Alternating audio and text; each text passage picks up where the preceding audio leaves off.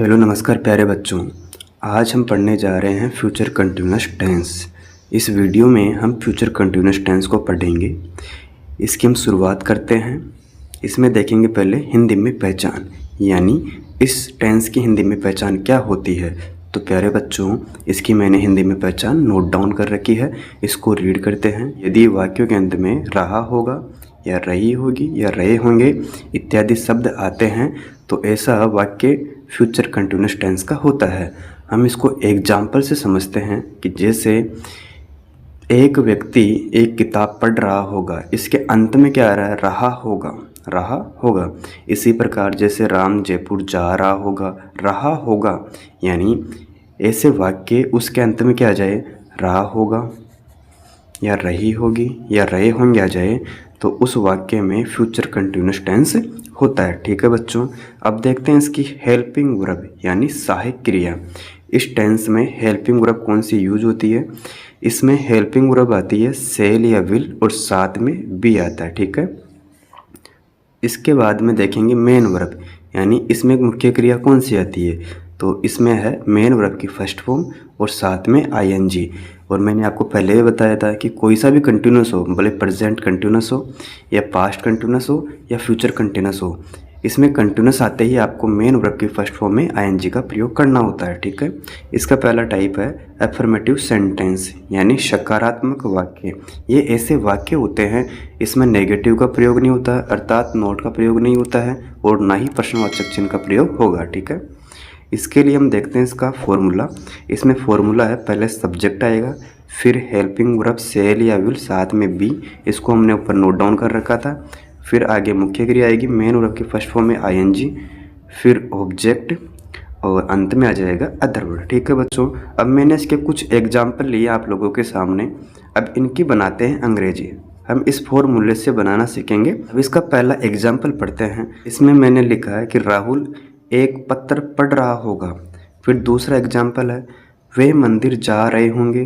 फिर तीसरा है हम एक उपन्यास लिख रहे होंगे। इसी प्रकार इसका अंतिम एग्जाम्पल है कि गीता भोजन पका रही होगी। आप लोगों ने पढ़ लिया होगा। इसको पढ़ने के बाद में आपको पहले तो यह पता करना है कि इन वाक्यों में टेंस कौन सा है। आपको इसकी हिंदी में मैंने पहचान लिखवाई थी ना कि यदि वाक्यों के अंत में रहा होगा या रही होगी या रहे होंगे इत्यादि शब्द आ जाए उसमें फ्यूचर कंटिन्यूअस टेंस होता है। तो प्यारे बच्चों, हम इसमें देखते हैं इसके अंत में क्या आ रहा है? रहा होगा। इसके अंत में देखो रहे होंगे, इसके अंत में रहे होंगे। तो हमने देखा है कि ये सब वाक्य फ्यूचर कंटिन्यूअस टेंस के एग्जाम्पल है। ठीक है, इतना तो पता लग गया आप लोगों को। अब इसकी बनाएंगे अंग्रेजी। इसके लिए हम देखेंगे पहले सब्जेक्ट। आप सभी जानते हो जो व्यक्ति जो पर्सन काम करता है वो कर्ता कहलाता है। ठीक है, इसको पढ़ते हैं। इसमें है राहुल एक पत्र पढ़ रहा होगा। इसमें कौन है सब्जेक्ट? इसमें सब्जेक्ट है राहुल। इसमें कौन है? ये सब्जेक्ट। इसमें सब्जेक्ट है राहुल। एक पत्र क्या है? वो किसको पढ़ रहा है? एक पत्र को। ये ऑब्जेक्ट हो जाएगा, ये इसका कर्म हो गया। ठीक है, और इसकी मुख्य क्रिया हो जाएगी मेन वर्ब। ठीक है बच्चों, अब इसकी बना रहे हैं अंग्रेजी। तो हम लिखेंगे पहले सब्जेक्ट। इसमें आएगा सब्जेक्ट राहुल।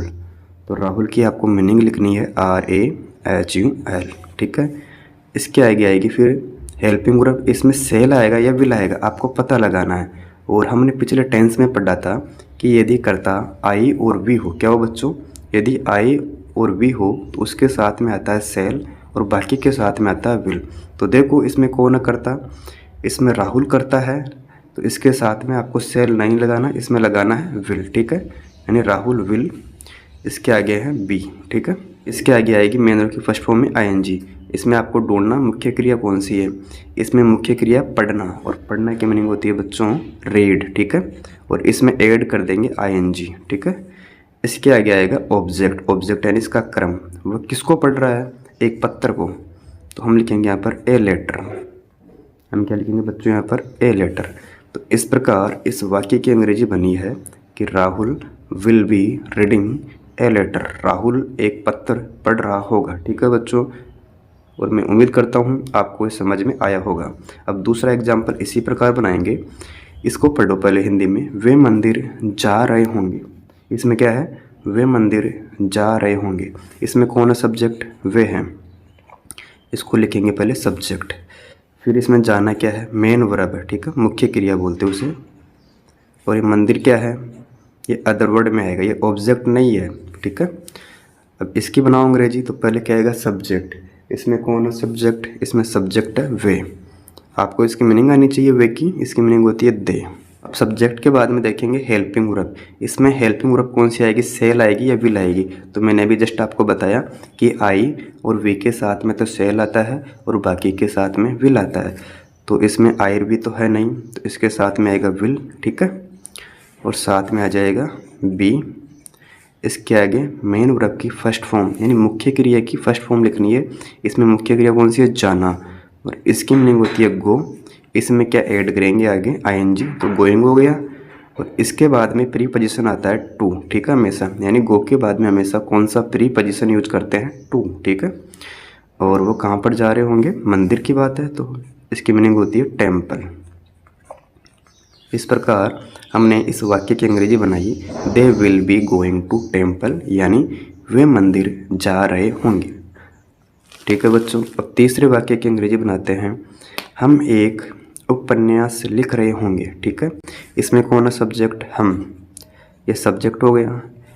फिर आगे देखो, एक उपन्यास, एक उपन्यास क्या है, इसमें ऑब्जेक्ट है और ये लिखना क्या है, मेन वर्ब है, ठीक है बच्चों। अब इसकी बनाते हैं अंग्रेजी। इसके लिए पहले लिखेंगे सब्जेक्ट। इसमें कौन है सब्जेक्ट, हम, और हम की मीनिंग जानते हो सभी क्या होती है, वी, ठीक है। इसमें कर्ता कौन है, वी है। और मैंने क्या बताया आपको कि यदि कर्ता आई और वी हो, उसके साथ में सेल आता है, तो इसमें वी है सब्जेक्ट, तो इसके साथ में क्या आएगी, हेल्पिंग वर्ब। इसमें हेल्पिंग वर्ब आएगी सेल, ठीक है। फिर आगे आएगा बी, हम यहाँ पर बी लगाते हैं। फिर मेन वर्ब की फर्स्ट फॉर्म आएगी। इसमें देखो मुख्य क्रिया कौन सी, लिखना है इसमें भी, तो लिखना की मीनिंग क्या होती है, राइट। और इसमें क्या ऐड करना, आईएनजी। अब इसमें आईएनजी लगाते समय ये टी डबल टी में चेंज हो जाता है, यानी राइटिंग। फिर आ जाएगा ऑब्जेक्ट। ऑब्जेक्ट क्या है इसमें, एक उपन्यास। एक उपन्यास की मीनिंग हो जाएगी ए नोवेल, NOVEL, ठीक है। तो इस वाक्य की अंग्रेजी बनी है, we shall be writing a novel, हम एक उपन्यास लिख रहे होंगे, ठीक है। अब इसका अंतिम एग्जाम्पल चौथा, कि गीता भोजन पका रही होगी। और हमने पढ़ा था कि यदि वाक्यों के अंत में रहा होगा, रही होगी या रहे होंगे इत्यादि शब्द आते हैं, तो उसमें टेंस होता है फ्यूचर कंटिन्यूअस, ठीक है। इसमें देखो बच्चों कौन है सब्जेक्ट, इसमें सब्जेक्ट है गीता, मैंने यहाँ लिखा सब्जेक्ट। इसमें देखो पकाना क्या है, मेन वर्ब है, यानी मुख्य क्रिया है, ठीक है। और इसमें ऑब्जेक्ट कौन है, भोजन, किसको पका रही है, भोजन को, ये ऑब्जेक्ट हो जाएगा, ठीक है बच्चों। अब इसकी बनाओ अंग्रेजी। इसमें लिखेंगे पहले सब्जेक्ट। इसमें कौन है सब्जेक्ट, गीता है, तो गीता की मीनिंग आपको आनी चाहिए। इसके बाद में आएगी हेल्पिंग वर्ब। इसमें हेल्पिंग वर्ब सेल आएगी या विल आएगी, आपको इतना ही बताना है। इसमें हमने देखा था कि आई और वी के साथ में तो सेल है ना, आई और वी के साथ में क्या आता है बच्चों, सेल आता है, और बाकी कर्ताओं के साथ में विल आता है। तो इसमें ना तो ये आई है ना वी है, तो इसके साथ में क्या आएगा, विल आएगा, ठीक है। फिर आगे आ जाएगा बी। इसके आगे मेन वर्ब की फर्स्ट फॉर्म आनी चाहिए। इसमें मुख्य क्रिया देखो, इसमें मुख्य क्रिया है पकाना, ठीक है। तो इसकी मीनिंग होती है कुक, COOK, इसमें ING ऐड करेंगे, ठीक है। इसके आगे आएगा ऑब्जेक्ट। इसमें ऑब्जेक्ट क्या है, इसमें ऑब्जेक्ट है भोजन, और भोजन की मीनिंग होती है फूड, ठीक है। इस वाक्य की अंग्रेजी बनी है कि Gita will be cooking food, यानी गीता भोजन पका रही होगी।